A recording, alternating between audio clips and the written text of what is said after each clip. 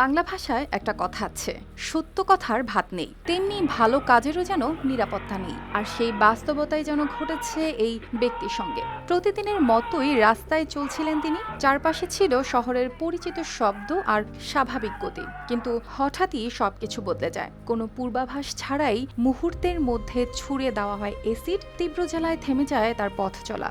যেন ক্ষমতা নিয়ে প্রশ্ন তোলার সাহসটাই হয়ে উঠেছিল তার জন্য কাল।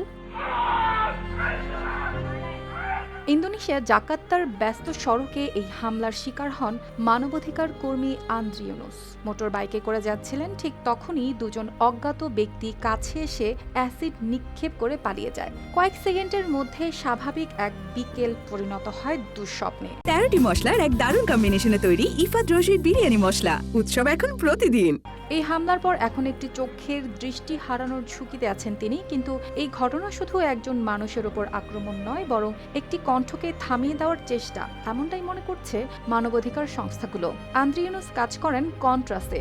তিনি শুধু একজন কর্মী নন, জনস্বার্থে কাজ করা একজন আইনজীবীও।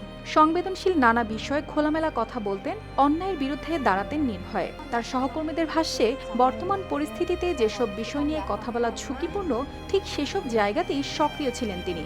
সংগঠনের সদস্যরা জানিয়েছেন, আন্দ্রি ছিলেন এমন একজন কণ্ঠ যিনি ক্ষমতার সামনে প্রশ্ন তুলতে দ্বিধা করতেন না। আর সেই কারণেই তিনি হয়তো হয়ে উঠেছিলেন টার্গেট।